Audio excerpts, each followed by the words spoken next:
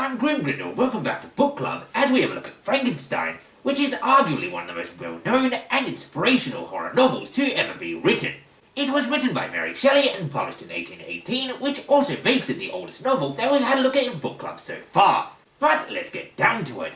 Frankenstein, as I'm sure most of you are aware, is a story about a scientist who managed to create life from death, which, while successful, ultimately leads to his downfall as his creation turns into a vengeful monster. Something I found rather interesting while reading it is that for me, it read a lot like a classical Greek text.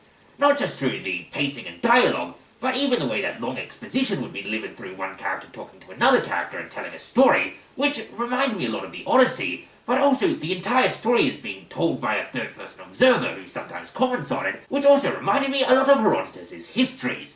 I think for a lot of modern readers this might seem a bit jarring and a bit slow-paced, as the classics are not exactly read as much as they used to be, but it's well worth powering through because it's definitely an interesting story.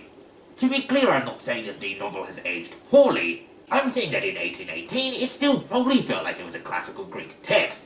You see, Mary Shelley's alternative title for the novel is The Modern Day Prometheus, which obviously shows that she's not only aware of, but likely openly emulating the classics.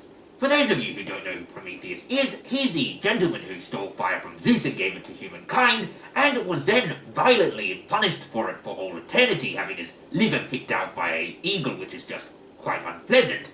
And so obviously that story is drawn in similarity to Frankenstein, who has somewhat symbolically stolen the ability to give life from the gods, and is therefore punished for his transgressions. As I mentioned, the novel is somewhat told through the point of a third-person observer, as the entire story is being told to us by a gentleman writing a letter who had learned of the events from Frankenstein himself. I thought this was really funny in the beginning, because it's all rather highfalutin language, and at the very start in one of the earliest letters, he mentions that he's barely literate, which is obviously bollocks.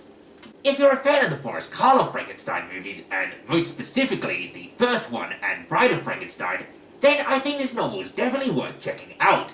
It's a very different story between the two films and the novel, but it's really quite interesting to see what they kept and what they adapted, and how they implemented parts of the novel into the two movies.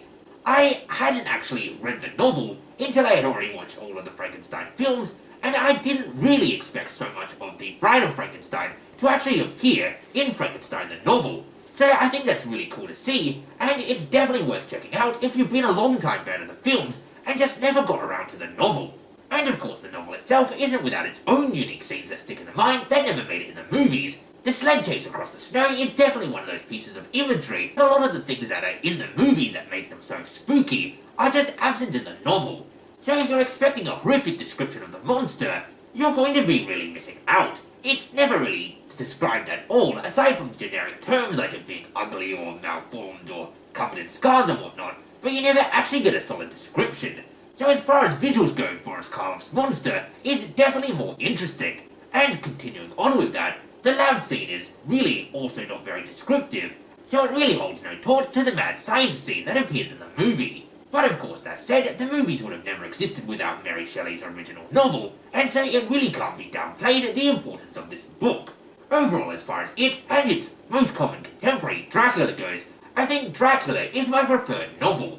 It's far more gothic and it's far more spooky, and this one's not so much scary as it is interesting.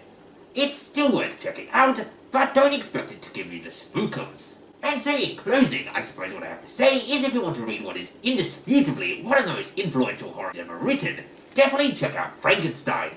It might be a bit jarring to some people that aren't used to this style of writing, but it's definitely worth powering through if you're into the horror genre.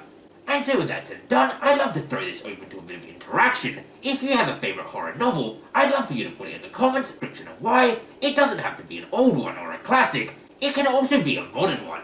And as always, thanks for watching, and until next time, I have been and still am Grim Grindle.